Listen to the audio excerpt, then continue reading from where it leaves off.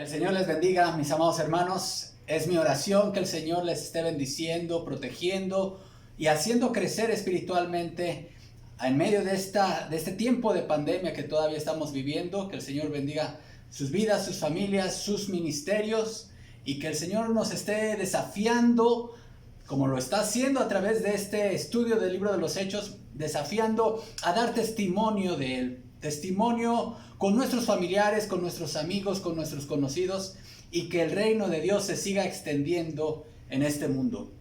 Les invito a abrir sus Biblias en el libro de los Hechos de los Apóstoles, Hechos capítulo 8, y voy a dar lectura a los versículos del 9 al 25. Hechos 8 del 9 al 25. Dice así la palabra del Señor. Pero había un hombre llamado Simón, que antes ejercía la magia en aquella ciudad, y había engañado a la gente de Samaria, haciéndose pasar por algún grande. A este oían atentamente todos, desde el más pequeño hasta el más grande, diciendo: este es el gran poder de Dios. Y le estaban atentos, porque con sus artes mágicas les había engañado por mucho tiempo. Pero cuando creyeron a Felipe, que anunciaba el evangelio del reino de Dios y el nombre de Jesucristo, se bautizaban hombres y mujeres. También creyó Simón mismo, y habiéndose bautizado estaba siempre con Felipe, y viendo las señales y grandes milagros que se hacían, estaba atónito. Cuando los apóstoles que estaban en Jerusalén oyeron que Samaria había recibido la palabra de Dios, enviaron allá a Pedro y a Juan, los cuales, habiendo venido, oraron por ellos para que recibiesen el Espíritu Santo, porque aún no había descendido sobre ninguno de ellos, sino que solamente habían sido bautizados en el nombre de Jesús. Entonces les imponían las manos y recibían el Espíritu Santo. Cuando vio Simón que por la imposición de las manos de los apóstoles se daba el Espíritu Santo, les ofreció dinero, diciendo: dadme también a mí este poder, para que cualquiera a quien yo impusiere las manos reciba el Espíritu Santo. Entonces Pedro le dijo: tu dinero perezca contigo, porque has pensado que el don de Dios se obtiene con dinero. No tienes tú parte ni suerte en este asunto, porque tu corazón no es recto delante de Dios. Arrepiéntete pues de esta tu maldad, y ruega a Dios si quizá te sea perdonado el pensamiento de tu corazón, porque en hiel de amargura y en prisión de maldad veo que estás. Respondiendo entonces Simón dijo: rogad vosotros por mí al Señor, para que nada de esto que habéis dicho venga sobre mí. Y ellos, habiendo testificado y hablado la palabra de Dios, se volvieron a Jerusalén, y en muchas poblaciones de los samaritanos anunciaron el evangelio. Oremos. Padre, en tus manos encomendamos este tiempo, Señor. Yo mismo me pongo a tu voluntad, me encomiendo a tu poder, Señor, a tu poder soberano, para que uses, Señor, tu palabra en mi boca. Que trace bien la palabra de verdad, y que tu palabra, Señor, nos quebrante, nos desafíe, Señor, nos mueva a hacer tu obra misionera. Danos sabiduría. Que tu Espíritu Santo nos ilumine, Señor. En el nombre de Cristo oramos. Amén. La obra misionera y los falsos conversos. Ese es el tema de hoy. La obra misionera y los falsos conversos. ¿Es posible que un verdadero cristiano algún día deje de ser cristiano? ¿Es posible la desconversión del cristiano? Bueno, la palabra de Dios afirma, hermanos, que alguien que verdaderamente ha nacido de nuevo, Dios lo guardará y lo preservará hasta el día de su glorificación, hasta el día en el cual el cristiano recibe un cuerpo transformado, ya sea en la resurrección o en el arrebatamiento, y entonces está libre de maldad. Pero existe, hermanos, y han existido a lo largo de toda la historia del cristianismo, falsas conversiones. Y hermanos, el asunto al que nos lleva, y desde luego que es saludable siempre preguntarnos, y como dice el apóstol Pablo, examinaos vosotros mismos si es que estáis en la fe. Pero más allá de esto, hermanos, es importante que nosotros tengamos claro como iglesia que el hacer la obra misionera es enfrentarnos a falsas conversiones, como lo que les ocurrió aquí, en este caso a Felipe y a los apóstoles. Las personas, hermanos, que después de confesar a Jesús como su Señor y Salvador, después de decir públicamente o en algún grupo, sí, yo quiero seguir a Cristo, sí, yo quiero ser cristiano, y después de un tiempo vemos que mucha gente, y esta ha sido la historia de muchas personas, se alejan o simplemente manifiestan que en su corazón nunca ocurrió una real transformación. Vamos a ver, hermanos, en este estudio dos puntos, dos características que vemos, o dos enseñanzas acerca de los falsos conversos. Hermanos, en primer lugar, el falso converso parece auténtico exteriormente. ¿Escuchó bien? El falso converso parece un cristiano auténtico y genuino en lo exterior. Voy a dar lectura, hermanos, para contextualizar este pasaje desde el versículo 4. Recordemos qué había ocurrido. La iglesia de Jerusalén, esta naciente iglesia cristiana, hermanos, se había enfrentado a una persecución que los había obligado a salir de la ciudad de Jerusalén y fueron esparcidos en las regiones de Judea y de Samaria. Bueno, Judea todavía era una región en donde residían judíos, pero samaritanos ya era un grupo étnico distinto, hermanos. Eran otra etnia, pero eran otras costumbres e incluso otra religión. Algunos que llegaron a Samaria, entre ellos estaba Felipe. Felipe no se sentó a llorar por su deportación de Jerusalén. Él se dedicó a dar testimonio público de la fe en Cristo. Y Dios lo utilizó para llevar el evangelio a los samaritanos, hermanos. Gente de una cultura y contexto social muy distinto. Dice el versículo 4, pero los que fueron esparcidos iban por todas partes anunciando el evangelio. Entonces Felipe, descendiendo a la ciudad de Samaria, les predicaba a Cristo. Y la gente unánime escuchaba atentamente las cosas que decía Felipe, oyendo y viendo las señales que hacía. Porque de muchos que tenían espíritus inmundos salían estos dando grandes voces, y muchos paralíticos y cojos eran sanados. Así que había gran gozo en aquella ciudad. Hasta aquí el relato parece de un exitoso ministerio misionero en Samaria. Pero, hermanos, el versículo 9 inicia con una palabra. Palabra que cuando nosotros hacemos un estudio bíblico personal debemos de poner mucha atención. La palabra pero. Y el versículo 9 inicia, pero había un hombre. Los pero, hermanos, son muy importantes. Como ya dije al momento del estudio bíblico. Indican los pero. La palabra pero indica un cambio de dirección, un cambio de ruta en los acontecimientos que se están narrando. Indica contraste, hermanos. En este caso, el contraste está entre la narración de los versículos del 1 al 8, mucha gente creyendo en Jesús, muchas profesiones de fe entre los samaritanos, gran gozo en aquella ciudad, pero había un pero ahí. Había un hombre llamado Simón. Hermanos, todo misionero y toda iglesia cristiana que se compromete con la gran comisión, con la obra misionera, debe estar consciente y preparada para enfrentarse con esos peros. Un hombre llamado Simón que antes ejercía la magia en aquella ciudad y había engañado a la gente de Samaria haciéndose pasar por algún grande. Ahora, hermanos, recordemos que la magia era una práctica que estaba prohibida por los judíos, pero los samaritanos eran una población híbrida, una mezcla de judíos con gentiles, y ellos ya habían tenido por muchos siglos, hermanos, una religión muy híbrida también, un vago conocimiento de Dios, pero con una mezcla de costumbres paganas, y la práctica de la magia era justamente una de esas tradiciones heredadas del paganismo. Ahora, hermanos, ¿qué es la magia? Originalmente, en el original griego, esta palabra significaba la ciencia y el arte de los magos.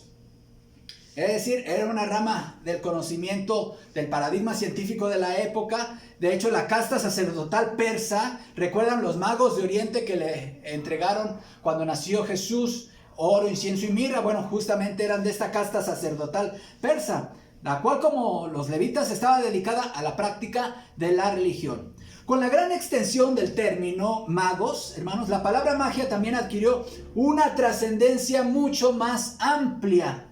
Llegó a abarcar todos los ritos o procesos ocultos designados para influir o controlar el rumbo de la naturaleza, para dominar a seres humanos o circunstancias por medio de alianza, ayuda o uso de poderes supernaturales o sobrenaturales. ¿A qué nos referimos? A hacer pacto con los seres, con los ángeles caídos, con los demonios, con estos seres espirituales de maldad. Y en general, hermanos, la magia se utiliza para llamar la atención de la gente y emplear las fuerzas del mundo invisible.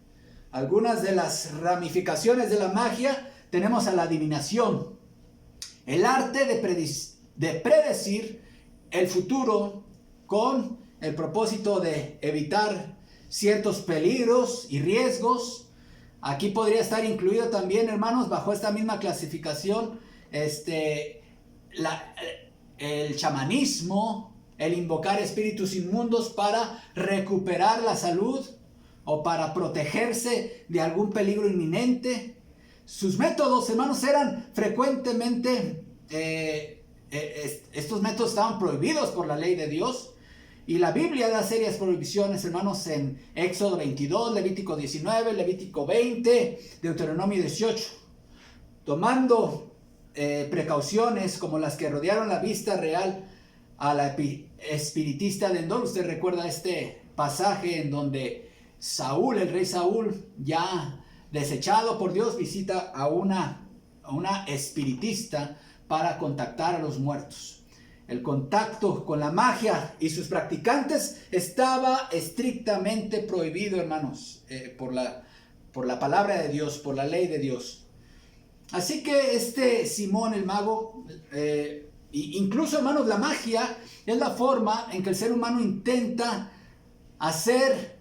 ¿Por qué la gente se mete en el mundo de la magia, de la hechicería, del ocultismo, hermano? Esto es porque la gente pretende controlar el futuro. Tener el futuro bajo su control, tratando de averiguar de antemano acerca del futuro por medio de hechizos que hagan pasar las cosas de una manera predeterminada o favorable para uno. Y la magia es muy atractiva para todos. La magia es atractiva tanto para el que la ejerce como para aquel que es usuario de los servicios de los magos. ¿Qué es lo que vende la magia? La magia trata de vender a la gente poder. Poder y control. Tú toma el control. Tú dominas sobre otros seres humanos y toma el control de tu futuro. Eso es lo que te trata de vender la magia. Una especie de soberanía. ¿Sí?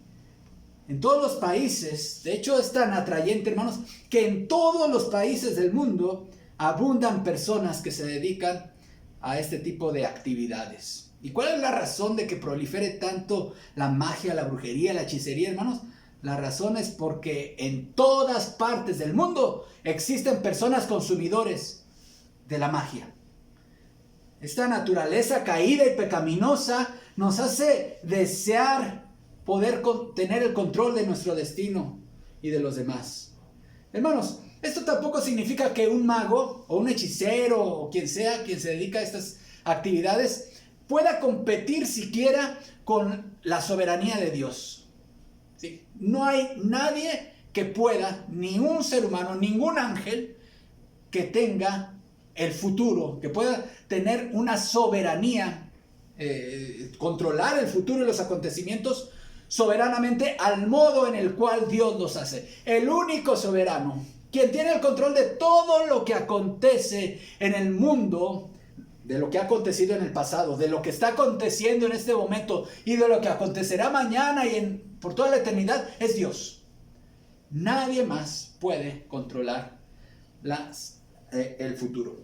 Ni aún las fuerzas de la naturaleza, solo Dios tiene el poder para modificar esto. Así que cuando los magos, este Simón que estamos viendo en este pasaje, cualquier hechicero, trata de aparentar tener el poder sobre el dominio de la naturaleza, en realidad estás usando artes para engañar a la gente.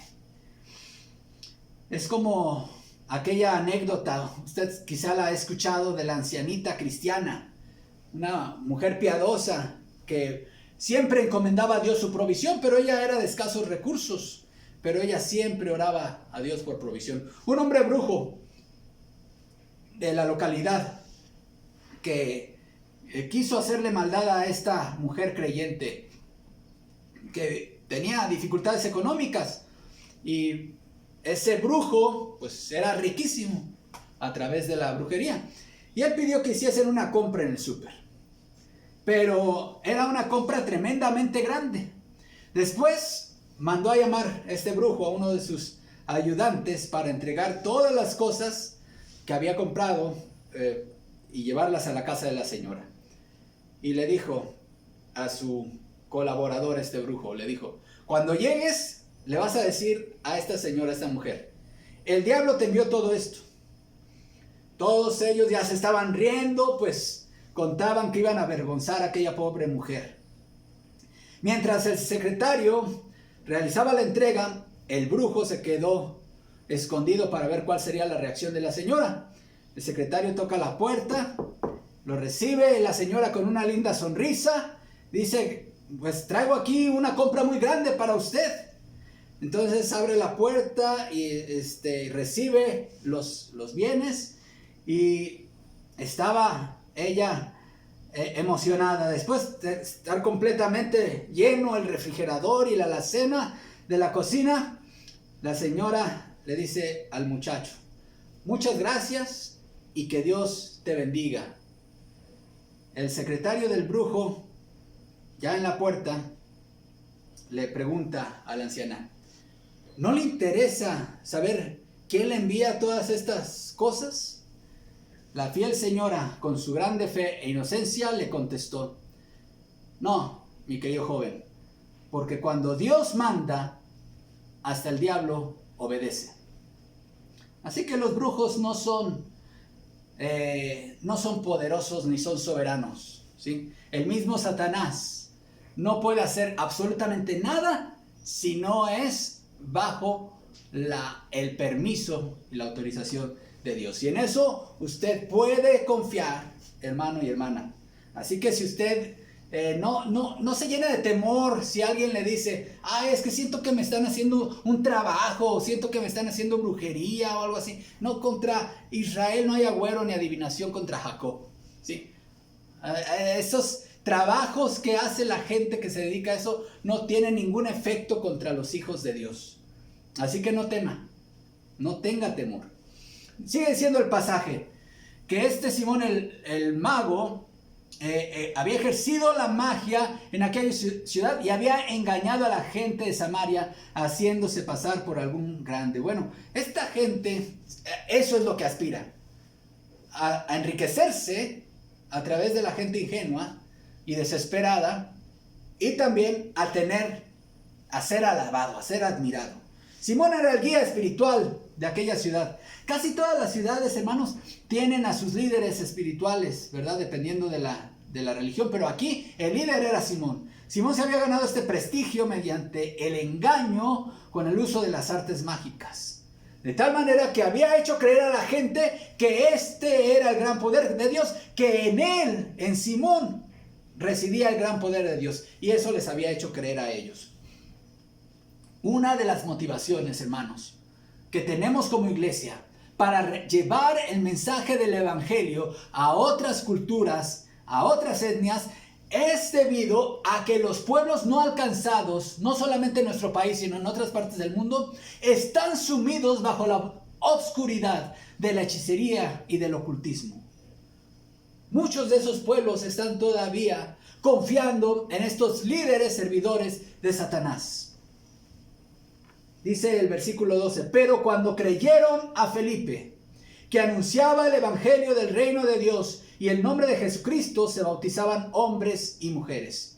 Hermanos, solamente la luz del evangelio de Jesús puede romper las cadenas que atan a un pueblo a la magia y a la hechicería. Aquí en nuestro país, hermanos, abundan comunidades en donde la gente sigue confiando en este tipo de prácticas. Y por cierto, si tú eres cristiano y alguna vez tuviste que ver por tu abuelita, por tu bisabuelita, con este tipo de rituales, debes de tener muy claro, hermano y hermana, que nada de esto le agrada a Dios. ¿Sí? Todas aquellas prácticas de curandería y de hechicería y de lectura de manos y de cartas y del café y de lo que quieras, no es agradable delante de Dios. Aléjate, renuncia a todo eso. No es bueno ante los ojos de Dios. Dice la expresión, también creyó Simón mismo, y habiéndose bautizado estaba siempre con Felipe, y viendo las señales y grandes milagros que se hacían, estaba atónito. Ahora, hermanos, no se confíen mucho con esto que dice creyó.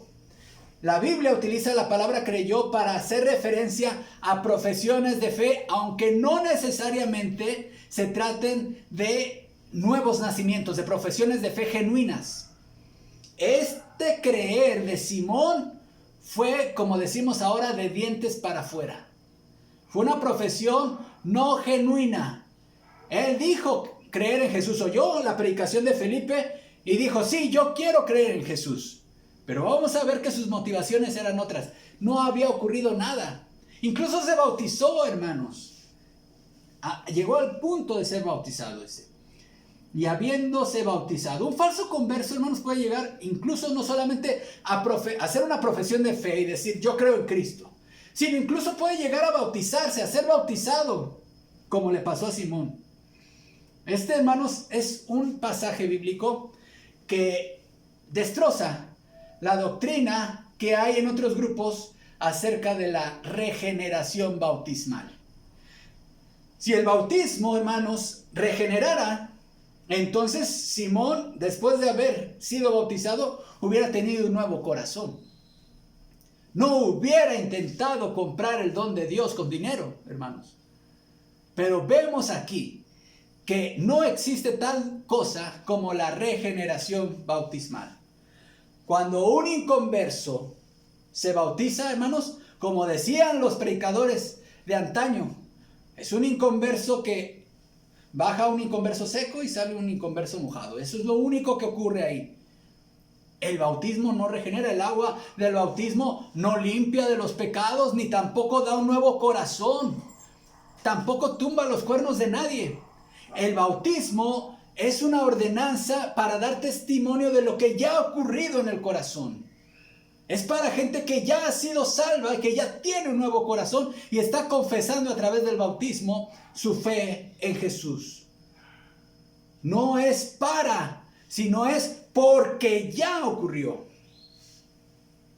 En el caso de Simón, hermanos, vemos pues que es un argumento en contra de esta falsa doctrina romanista de la regeneración bautismal. Noten, hermanos, Simón parecía un genuino cristiano. Al igual que Judas Iscariote, nadie se imaginaba, hermanos, que Judas fuese a ser el traidor. Cuando Jesús en la última cena les dijo, uno de ustedes me va a traicionar, bueno, fue antes de la institución de la Santa Cena. Pero en aquel aposento alto, el Señor anunció, uno de ustedes me va a traicionar. Si Judas hubiera dado señales de que él era de a mentiritas, todos hubieran volteado a ver y se hubieran quedado callados y lo empezaron a ver. Pues, Judas, ya te cacharon. No, hermano. Cada uno empezó a preguntar, ¿seré yo, maestro? ¿Seré yo, maestro? ¿Seré yo, maestro? Nadie sospechaba de Judas. Pero aquí, hermanos, ¿quién podía sospechar de Simón? Pues, el mago. Este hombre que nos tenía aquí asombrados con sus encantamientos, ahora es cristiano, ahora cree en Cristo, ya hasta se bautizó, gloria a Dios.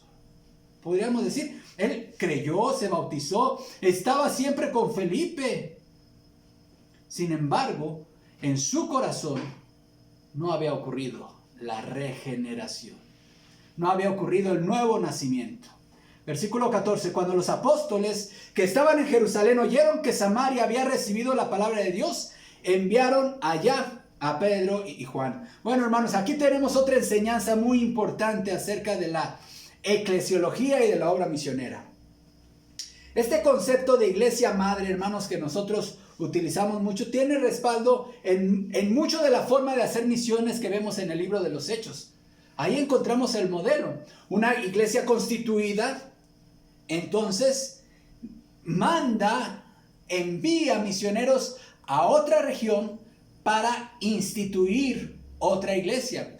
Pero mientras está ese proceso, la nueva obra que se está formando y que está siendo trabajada por el misionero, está siendo supervisada por la iglesia madre, hermanos. Hasta el momento en que esta nueva obra está lista y ahora esta nueva obra ya deja de tener una iglesia madre, la supervisión de la iglesia madre, y puede caminar por sí misma y ser a su vez ahora una iglesia enviadora de misioneros. Y así se reproduce la iglesia en el mundo, hermanos. La Biblia habla de la iglesia en dos aspectos: la iglesia universal y la iglesia local. No es que sean dos iglesias, hermanos. Existe solamente una sola iglesia de Cristo. Existe una sola esposa del Cordero y un solo cuerpo de Cristo. Ahora, esta única iglesia universal se expresa, tiene expresiones locales, se expresa localmente en iglesias o congregaciones locales. Y aquí también ha habido extremos, hermanos. Algunos grupos se han cargado demasiado hacia el universalismo, negando el localismo o la existencia de la iglesia local. Y el ejemplo más extremo de esto es el romanismo, que ellos enseñan que solamente es la iglesia universal y no existen iglesias locales. Pero el otro extremo, hermanos, es el hiperlocalismo, que en muchos grupos evangélicos se ha enfatizado o sobreenfatizado. Y es igualmente peligroso el hiperlocalismo, que ha llegado a negar incluso la existencia de la iglesia universal. ¿Sí? Y eso ¿a qué ha llevado? A que muchas iglesias locales se aíslan y piensan que ellos son la iglesia de Cristo. No se consideran una iglesia, sino se consideran la iglesia. ¿En qué se traduce esto, hermanos? En sectarismo. Eso es sectarismo. No es saludable para ninguna iglesia permanecer aislada del resto de las iglesias de la misma fe.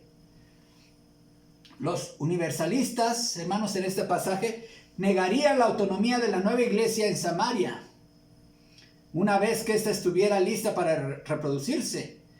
El universalista diría que la nueva iglesia es solamente una sucursal de la iglesia de Jerusalén. Y eso es peligroso, hermanos. Ahora han surgido muchas iglesias, estas mega iglesias tienen sucursales o campus en otros lugares. Hermanos, esas obras misionales tienen que llegar un día a madurar y entonces desprenderse del cordón umbilical de la iglesia madre que los formó. Ese es el modelo bíblico. Pero por otro lado, hermanos, en este pasaje, los hiperlocalistas considerarían el envío de Pedro y Juan por parte de la iglesia de Jerusalén como una agresión a la soberanía de la nueva obra en Samaria. ¿Se dan cuenta, hermanos? Mucha gente ahora no está dispuesta a tener han surgido muchas iglesitas o iglesias por acá y por allá sin ser fruto del esfuerzo y la obra misionera de una iglesia madre, hermanos. El modelo bíblico es que una iglesia engendra otra, y luego esa otra engendra otra, y así se va la cadena. La enseñanza aquí es que Felipe no estaba realizando un ministerio misionero a título personal.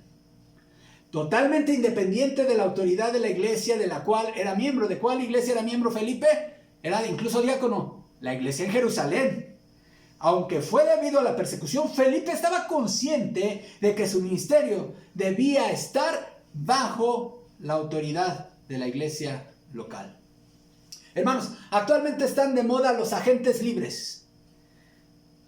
Personas que con mucho entusiasmo, con mucha iniciativa, pero sin deseos de someterse a su iglesia local y al liderazgo. Desean iniciar la obra, desean empezar a ir y abrir obras aquí. Jóvenes con cierto entusiasmo y con cierto carisma, que desean hacer algo en la obra del Señor, pero sin someterse a la iglesia local y a su liderazgo de la iglesia local. Si alguien, hermanos, no tiene la suficiente humildad para hacerse miembro de una iglesia local, para someterse a la autoridad y al liderazgo de la iglesia local y esperar el tiempo del Señor para ser enviado como misionero, hermanos, y estar dispuesto también a rendir cuentas a su iglesia local, está descalificado como misionero. Está descalificado como misionero. Hermanos, los pastores también tenemos la responsabilidad de supervisar el trabajo que se está realizando por los obreros, por los misioneros en el campo misionero. Los pastores también, hermanos, también rendimos cuentas. Los pastores también debemos estar dispuestos a rendir cuentas a la iglesia local a la cual servimos. Este es el ejemplo que vemos. Aquí Felipe no se enojó de que la iglesia de Jerusalén le haya mandado a Pedro y a Juan. Él se sometió a la autoridad de los apóstoles y dijo: adelante, ustedes son la autoridad y yo estoy sujeto a la autoridad de la iglesia que me envía. Versículo 15, los cuales habiendo venido, oraron por ellos para que recibiesen el Espíritu Santo, porque aún no había descendido sobre ninguno de ellos, sino que solamente habían sido bautizados en el nombre de Jesús. Entonces les imponían las manos y recibían el Espíritu Santo. A ver, hermanos, ¿cómo se recibe el Espíritu Santo? ¿Se recibe a través de que un pastor ore por ti? ¿Se recibe a través de que los pastores impongan las manos sobre tu cabeza? ¿Así se recibe el Espíritu Santo? Así pareciese que es lo que está enseñando esta porción de la Escritura. Pero para responder, hermanos, debemos recordar dos cosas importantes acerca del libro de los Hechos de los Apóstoles. En primer lugar, el libro de los Hechos es un libro descriptivo, no normativo. En segundo lugar, el libro de los Hechos, hermanos, nos narra acontecimientos que corresponden a un periodo de transición. Un periodo de transición entre el antiguo pacto y el nuevo pacto. En este periodo de transición, hermanos, muchos de los acontecimientos aquí narrados no marcarán la regla de actuación en la historia de la futura iglesia. Recordemos cómo era la obra del Espíritu Santo en el antiguo pacto. En el antiguo pacto, el Espíritu Santo tenía un ministerio entre los hombres muy diferente al que tiene en la actualidad, hermanos. Una de las características, ustedes lo saben, es que el Espíritu Santo venía sobre alguien que había sido llamado por Dios para ser profeta, sacerdote o rey.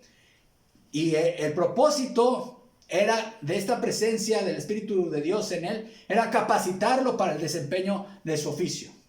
Pero el Espíritu Santo podía retirarse de él, como ocurrió con Saúl. ¿Sí?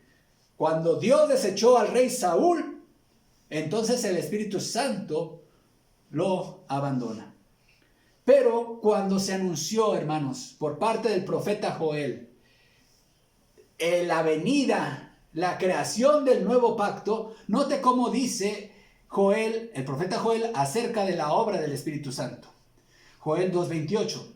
Y después de esto derramaré mi espíritu sobre toda carne, y profetizarán vuestros hijos y vuestras hijas y vuestros ancianos soñarán sueños, y vuestros jóvenes verán visiones, y también sobre los siervos y sobre las siervas derramaré mi espíritu en aquellos días. Hermanos, ya el Espíritu Santo no iba a estar solamente sobre los sacerdotes, no solamente sobre los profetas, no solamente sobre los reyes, sino sobre toda carne, sobre todas las personas, sobre todas aquellas personas que formen parte del pueblo del nuevo pacto, sobre ancianos, sobre niños, hombres, mujeres, libres, esclavos, sobre todos, hermanos. La presencia universal del Espíritu Santo. Lo que Dios estaba haciendo con los samaritanos, hermanos, ¿qué era? Entonces, ¿por qué? Si nosotros entendemos que el Espíritu Santo se recibe al creer en Cristo, como lo dice la carta a los Efesios, habiendo creído en Él, fuisteis sellados con el Espíritu Santo de la promesa. ¿Cómo debemos entender este pasaje, hermanos? Bueno, lo que Dios estaba haciendo aquí con los samaritanos a través de Pedro y Juan, hermanos, de que al imponerles las manos recibieran el Espíritu Santo, era, yo lo llamo, y no se espante, un segundo Pentecostés. ¿A qué se refiere esto, hermanos? Lo que Dios estaba haciendo era dejar constancia de que lo mismo que había sucedido en Hechos capítulo 2, con los 120 reunidos en el aposento alto en Hechos 2, hermanos, lo estaba haciendo ahora con los samaritanos en Hechos capítulo 8. Note, hermanos, dice aquí en el versículo 15, los cuales habiendo venido oraron por ellos para que recibiesen el Espíritu Santo, porque aún no había descendido sobre ninguno de ellos, sino que solamente habían sido bautizados en el nombre de Jesús. Entonces les imponían las manos y recibían el Espíritu Santo. Incluso, hermanos, aunque aquí no se mencionan las lenguas, muy probablemente existía una manifestación visible que daba fe y constancia de que estaba ocurriendo la venida del Espíritu Santo sobre ellos. Hoy cuando alguien cree en Cristo, hermanos, en ese momento cree en Cristo y recibe el Espíritu Santo, pero no hay nada sobrenatural que dé constancia de esa venida. Lo creemos y aceptamos por la fe, pero en este momento, hermanos, era necesario dejar constancia de que Dios estaba confirmando el nuevo pacto también entre los creyentes samaritanos. Pero, hermanos, también otra enseñanza que vemos aquí es que el falso converso tarde o temprano manifestará que su corazón no es regenerado. Versículo 18. Cuando vio Simón que por la imposición de las manos de los apóstoles se daba el Espíritu Santo, les ofreció dinero, diciendo: dadme también a mí este poder, para que a cualquiera a quien yo impusiera las manos reciba el Espíritu Santo. Hermanos, esto era la expresión del corazón no regenerado de Simón. ¿Cuál fue la motivación de Simón al hacerse cristiano? Él, al confesarse como cristiano, hermanos, seguir manteniendo ese estatus de privilegio. Él quería no perder a esos adeptos, a esos que lo seguían, que ahora ya seguían a Jesús, ahora ya estaban escuchando a Felipe. Entonces él dice: no los voy a perder, mejor me confieso cristiano, me le pego a Felipe y por ahí le aprendo a ver cómo él hace estas señales. Pedro, versículo 20 dice: entonces Pedro le dijo: tu dinero perezca contigo, porque has pensado que el don de Dios se obtiene con dinero. Seguramente hubo ahí alguna manifestación, hermanos, que motivó y que maravilló a Simón y dijo: yo quiero este poder. Que a cualquiera que le impusiere las manos reciba el Espíritu Santo. Y entonces Pedro le reprendió. La simonía. Esto dio origen, hermanos, a esta práctica llamada la simonía. La simonía es la pretensión de la compra o venta de lo espiritual por medio de bienes materiales. Incluye la obtención de cargos eclesiásticos, de ordenanzas, reliquias, promesas de oración, la gracia, la jurisdicción eclesiástica o incluso el poder de la excomunión. En la historia de la iglesia, en las épocas más oscuras del cristianismo, se practicó la simonía. Desde el siglo IX, gran número de abades y obispos se integraron en el sistema feudo-vasallático. Los señores consideraban que las iglesias y sus bienes pertenecían a su propio patrimonio. Los príncipes otorgaban la investidura episcopal y decidían a qué señores pertenecían las parroquias rurales. Así se hizo práctica común el hecho de otorgar las parroquias a los curas, por ellos elegidos, que se atribuyeron una parte cada vez más importante del dinero y donativos agrícolas dados por los feligreses para mantener al clero. El sistema de la simonía fue confirmado en el año 962, después de que el emperador Otón I de Alemania obtuviera del joven Papa Juan XII la prerrogativa, note esto, de designar a los papas. El emperador Enrique IV fue el protector y el gran beneficiario de este abuso. La investidura de laicos incompetentes como prelados, simonía y nicolaísmo. Los reyes y príncipes territoriales, los condes y duques, exigieron también el servicio armado de los prelados. Así, algunos prelados se convirtieron ellos mismos en señores, obteniendo beneficio de la acuñación de monedas y ejerciendo el derecho de bando, poder señorial de la Edad Media. Estos explotaron por todos los medios posibles para acrecentar su poder. Jugaron con el miedo al infierno, arrebataron los dones y vendieron los sacramentos. Los cargos episcopales eclesiásticos vendidos fueron objeto de un verdadero tráfico. Así se establecieron muchas dinastías de obispos. ¿A través de qué? De la práctica de la simonía. Con dinero compraban cargos eclesiásticos, territorios y algunos privilegios eclesiásticos. Dice el versículo 21, no tienes tú parte ni suerte en este asunto, porque tu corazón no es recto delante de Dios. Arrepiéntete pues de esta tu maldad y ruega a Dios si quizá te sea perdonado el pensamiento de tu corazón, porque en hiel de amargura y en prisión de maldad veo que estás. Estas palabras, hermanos, nos hablan de la verdadera condición del falso converso. Dice, en primer lugar, no tienes parte ni suerte, no tienes herencia en el reino de Dios. Tu corazón, es decir, tu alma, no es recta para con Dios. Te encuentras en hiel de amargura. Lo que te motiva, no tienes el gozo de Cristo, lo que te motiva a actuar es tu amargura. Y por lo tanto no ha entendido el Evangelio, versículo 24, porque Simón dijo, rogad vosotros por mí al Señor para que nada de esto que habéis dicho venga sobre mí. Tú tienes que clamar a Cristo por tus pecados. No necesitas que alguien más clame por ti. ¿Qué motiva a una persona a hacer profesión de fe cuando en realidad su corazón no es regenerado? Hay por lo menos, hermanos, 3 clases de falsos cristianos. Al primer grupo yo le llamo cristianos de arroz. Los cristianos de arroz es un término que se acuñó por la obra misionera en China, en donde un misionero llegó y consiguió algunos apoyos económicos para que aquellos a quienes él les predicaba a Cristo les pudiera dar una ración de arroz cada vez que predicaba. Entonces venían a la iglesia y él les predicaba y entonces él les daba su ración de arroz.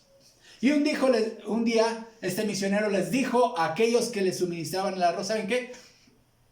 Déjenme de apoyar, quiero ver cuántos siguen a Cristo realmente porque quieren ser cristianos o cuántos vienen nada más por su arroz. Entonces, un día terminó el culto y pues nada más, hermanos, que Dios les bendiga, y no hubo arroz. Y entonces se acercaron con él y dijeron, ¿por qué no hubo arroz? Pues es que no siempre va a haber arroz. Y se enojaron algunos de ellos. Y entonces él les dijo, ustedes son cristianos de arroz. Jesús se enfrentó contra estos cristianos de arroz, ¿sí? Estos son las personas que profesan el cristianismo para obtener el sustento material. Cuando ya no hay suministro de arroz, renuncian a la fe. Jesús se enfrentó en su ministerio terrenal a este tipo de seguidores. Juan 6:25. Y hallándole, ustedes recuerdan, Jesús había alimentado a más de 5,000 en su predicación. Y hallándole al otro lado del mar, le dijeron, Rabí, ¿cuándo llegaste acá? Respondió Jesús y le dijo, de cierto os digo que ustedes me buscan no porque han visto las señales, sino porque comieron el pan y se saciaron. Trabajen, no por la comida que perece, sino por la comida que a vida eterna permanece, la cual el Hijo del Hombre os dará. Porque a este señaló Dios el Padre. ¿Qué les está diciendo Jesús? No solamente de pan vivirá el hombre. Y luego, más adelante, Jesús les dice, después de darles la enseñanza de que Él es el verdadero pan del cielo y la necesidad de Él, que tienen esta gente de venir a Él para vida eterna, Jesús les dice, pero hay algunos de ustedes que no creen, porque Jesús sabía desde el principio quiénes eran los que no creían y quién le había de entregar. Y dijo, por eso les he dicho que ninguno puede venir a mí si no le fuere dado del Padre. Desde entonces, muchos de sus discípulos volvieron atrás y ya no andaban con Él. ¿Por qué? Porque se acabó el pan. Jesús dijo, ya no hay pan, ya no va a haber pan, ya no hay arroz. Quien quiera seguirme y quien quiera el pan espiritual, adelante. ¿Por qué dejaron de seguir a Jesús, hermanos? Porque eran cristianos de arroz. Después de darles la enseñanza, hermanos, y vemos aquí otro grupo de cristianos falsos. El otro grupo de cristianos falsos yo les llamo los cristianos de color de rosa. ¿Quiénes son los cristianos de color de rosa? Son las personas que piensan que ser cristiano es no sufrir. Piensan que al hacerse cristiano ya no van a tener sufrimiento ni les va a ir mal en la vida. Piensan que la vida va a ser color de rosa. Que muchas personas les van a aplaudir por haberse hecho cristianos. Piensan que la vida es de color de rosa, que la vida cristiana es así. Y cuando se dan cuenta que la vida cristiana no es color de rosa, entonces se apartan. Jesús habló de ellos en la parábola del sembrador, Mateo 13:20. Y el que fue sembrado en pedregales, este es el que oye la palabra y al momento la recibe con gozo, pero no tiene raíz en sí, sino que es de corta duración. Pues al venir la aflicción o la persecución por causa de la palabra, luego tropiezan. Entonces, son aquellos que no resisten el primer insulto por ser cristiano. La primer burla, ¡ay, te hiciste cristiano! ¡Ja, ja, ja! Y no están dispuestos a sufrir el rechazo por ser cristianos. Entonces dicen, no. Si ser cristiano es que se burlen de mí, que me ataquen, que se alejen de mí, que pierda amistad. No, yo no quiero esto. O sea, sí quiero ser cristiano, pero siempre y cuando no haya aflicción o persecución. Esos son los cristianos color de rosa. La vida cristiana no es color de rosa. Pero hay un tercer grupo de falsos cristianos. Y a estos yo les llamo los cristianos VIP. Very important people. Los cristianos VIP. Son las personas que piensan que al hacerse cristianas, sus ingresos económicos aumentarán, sus negocios crecerán y que Dios está obligado a darles una vida de derroche. Cuando descubren que el verdadero cristianismo es incompatible con una vida de avaricia, pues entonces renuncian al cristianismo. O se inventan el cristianismo de la prosperidad para engañar a otros. Jesús también habló de estos cristianos VIP en su parábola del sembrador. Mateo 13:22. El que fue sembrado entre espinos, este es el que oye la palabra, pero el afán de este siglo y el engaño de las riquezas ahogan la palabra y se hace infructuosa. ¿Cuál es? El engaño de este mundo y el engaño, los afanes de este mundo y el engaño de las riquezas. Es decir, no quieren perder su estatus que tenían. Antes de ser cristianos eran alguien grande, con comodidades, con aspiraciones, y llega Cristo, llega el cristianismo y entonces dice, sí quiero ser cristiano, pero sin renunciar a esas aspiraciones, a esa comodidad, a ese amor al dinero, a eso. Bueno, entonces cuando ven que la vida cristiana muchas veces es incompatible con esta vida de excentricidad, hermanos, y entendámoslo bien, entendámoslo y que se oiga claro, hermanos. El ser cristiano, el cristianismo auténtico es incompatible con una vida de derroche, con una vida de extrafalaria, hermanos. Eso es para el mundo, ¿sí? Pero el verdadero cristianismo no siembra para este mundo. El verdadero cristiano sí está invirtiendo, pero está invirtiendo en el reino de los cielos a través de las buenas obras, ¿sí? Entonces, no me vengan con que estos disque apóstoles aquí que andan en sus yates y en sus palacios de marfil y que todo, y que y quieren decir que quieren dar a entender que ser cristiano es compatible con esa vida de excentricidad. No es cierto.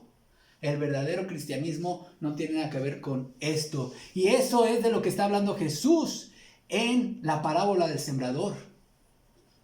Esos son falsos cristianos. Simón cae en esta categoría, Simón el mago. Un hombre que se había hecho de dinero, de prestigio, de fama. Y él quería hacerse cristiano para continuar con esa vida. Concluyo, hermanos. El hacer la gran comisión implica que debemos estar conscientes y preparados. Se nos van a presentar falsas conversiones. Se nos van a presentar los cristianos de arroz, que aquellos mientras les ayudas están bien fieles y dicen, sí, yo sigo a Cristo. Cuando se acaba el suministro de apoyo, entonces dicen, no, ya no puedo ir a la iglesia, no, ya no quiero ir, ya no, y ya se empiezan a enfriar. Cuando se les corta el suministro, cristianos de arroz. Están los cristianos color de rosa, aquellos que piensan que ser cristiano es una vida a todo dar, sin y sí es maravillosa la vida cristiana, sin lugar a dudas, pero si estás dispuesto a sufrir por Cristo, porque sufrirás por Cristo. Si eres cristiano auténtico, sufrirás por Cristo y enfrentarás con valor y con gozo las aflicciones por Cristo. Y los cristianos VIP, aquellos que no quieren renunciar a sus lujos, a los afanes de este mundo y a sus excentricidades, hermanos, esos también son falsos cristianos. Debemos seguir adelante, hermanos, confiando en que Dios todavía tiene mucho pueblo, en muchas partes del mundo y muchas etnias, a quienes Él amó desde antes de la fundación del mundo, y nosotros somos llamados a ir a ellos para llevarles el Evangelio. Vayamos, pues, con fidelidad, con valor y con prontitud a cumplir la gran comisión. Oremos. Padre, gracias por tu palabra, Señor. Nos retas, nos desafías y nos recuerdas que enfrentaremos este tipo de falsas conversiones, Señor. Pero que aún así, Señor, sigamos adelante con la proclamación de tu Evangelio. Usa tu iglesia, Señor, y bendícela. En el nombre de Cristo Jesús. Amén. Que el Señor les bendiga.